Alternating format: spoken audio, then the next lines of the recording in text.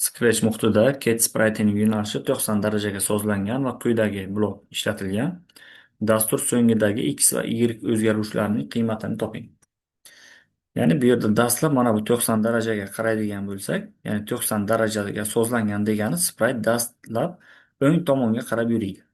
Ya'ni yo'nalish o'ngga joylashgan bo'ladi yoki buni quyidagi yana 360 e, daraja deb oladigan bo'lsak gradusga va buni 4 ta bo'lakka ajratadigan bo'lsak, mana shu o'ng tomonga qarab yurishi bu 90 daraja, chap tomonga qarab yurishi -90, pastga qarab yurishi 180, yuqoriga qarab yurishi 0 gradusda bo'ladi.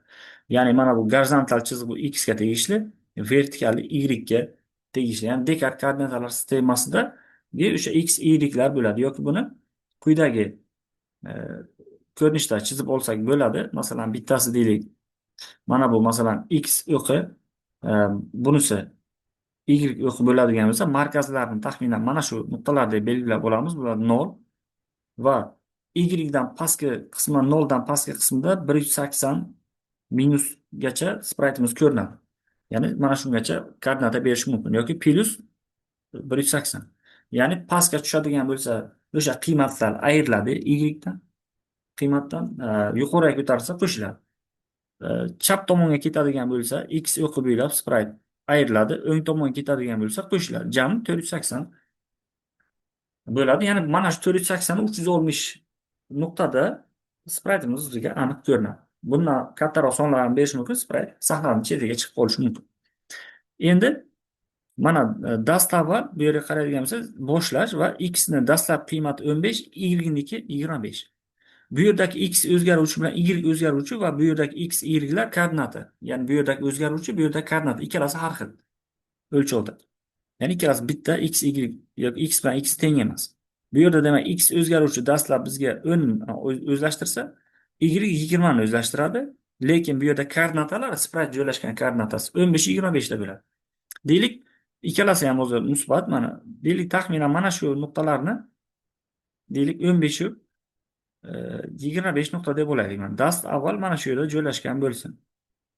Endi hali takrorlanish ichiga kirganimiz yo'q. X, y qiymatlari bor mana bizda. Endi bu yerda bizda repeat berilgan mana. Repeat 5 marta ishlaydi. Va birinchi marta takrorlanishda mana daraja o'ngga sozlangan edi, sprayt o'ng tomonga yurish kerak edi, lekin hali yurishga mana yurishga step 20 qadam berilgan. Agar mana bu blok bo'lmaganda edi, o'ng tomonga qarab 20 qadam yurar edi, lekin mana bu blok bor, burilish, soat stelkasiga qarshi burilish bor, 90 daraja. Endi mana o'ngga ketayotgan bo'lsa, soat stelkasiga qarshi bo'lsa, yuqoriga qarab ketadi sprayt. Past soat stelkasi bo'ylab bo'lsa, pastga qarab ketadi. Demak, hozir endi takrorlanish ichida dast avval 20 ni yuqoriga qarab yurishiga beramiz. Yuqoriga qarab yurishi degani y ga nisbatan bo'ladi. Vertikal yursa y, gorizontal yursa x ga nisbatan olinadi. Hozir yuqoriga qarab 20 qadam yuriydi. Sababi mana bu yo'nalishni yuqoriga qaratgani uchun. Ya'ni deylik 20 qadam yurdi deylik. Demak, mana shu bizda 20 bo'lsin mana. Mana shu orada 20 qadam yurgan bo'lsin. Demak, 20 bo'lsa, x o'zgargani yo'q. X o'sha 15ligicha qoladi. Va mana bu 25 ga 20 ni qo'shamiz. Ya'ni 15 u 45 nuqtaga kelib qoldi. Sprayt. Endi yana keling buni mana bularni oxirida bajaraylik. Hozir mana shu yo'nalishlar qanday koordinatalarga ko'chishini aniqlaymiz. Keyin bularni qo'shib olamiz. Ikkinchi marta takrorlanishda yana soat stelkasiga qarshi endi chap tomonga qarab yuriydi. Chapga yuradigan bo'lsa x dan ayriladi. Mana chapga kelsa x dan ayriladi. Demak, qancha ayriladi? 20 qadam. Hozir mana 15 dan 20 ayiramiz boshqacha aytganda. Ana shunday yursa, x o'zgaradi, y o'zgarmaydi. Demak, 15 dan 20 ni ayiradigan bo'lsak, bu -5 x, y o'zgarmaydi, 45ligicha qoladi. Endi 3-marta yana buni soat stelkasiga qarshi bo'lsak, pastga tushiradi. Demak, pastga tushirsa, endi y dan ayiramiz. Mana pastga tushayotgan shu x o'zgarmaydi, -5ligicha qoladi. Y dan mana bu 20 qadamni ayiramiz. Demak, 45 dan 20 ni ayirsa 25. Endi 4-martada yana bu soat stelkasiga qarshi o'ng tomonga yuriydi. Mana shu nuqtadan o'ngga yursa, x ga qo'shiladi. Mana -5 ga 20 ni qo'shsak, +15 bo'ladi, y o'zgarmaydi. Yana dastlab mana shu nuqtaga keladi. va 5-martada bu soat strelkasiga qarshi yana yuqoriga qarab yuriydi. Yana 15 nuqtadan 25 nuqta boshlanadi va yuqoriga qarab yurgan hisobidan Y ga 20 ta qo'shiladi mana bunga va yana 45 bo'ladi. Endi dast avval biz boshlagan nuqtamizni belgilaymiz. Dast avval mana bu nuqtadan boshladik. Tugagan nuqtamizga kelib qaraydigan bo'lsak, mana bu 15 45 ga kelib to'xtadik. Ya'ni ko'k nuqtaga kelib to'xtadik. Endi pastdagi mana bu change x ga qaraydigan bo'lsak, change degani ustiga qo'shib olish, ya'ni x ni demak dastlabki qiymatiga x ni pozitsiyasini qo'shib oladi yoki y ni dastlabki qiymatiga y ni pozitsiyasini qo'shib oladi. Endi x ni dastlabki qiymati nechi? Mana 10. Ya'ni bizga x, y o'zgaruvchilarning qiymatini topish kerak. Plus. Endi mana bu yerdan boshlagan nuqtamizdan emas, ya'ni bizga takrorlanish ichiga kirgandan keyingi qadam.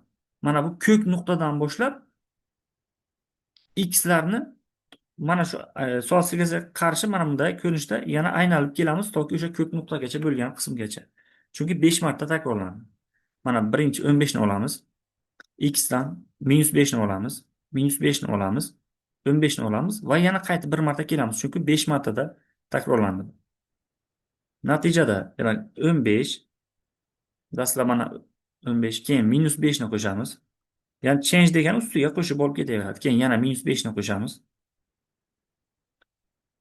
Keyin 15 ni yana bir marta 15 qo'shamiz. 15 va yana bir marta 15.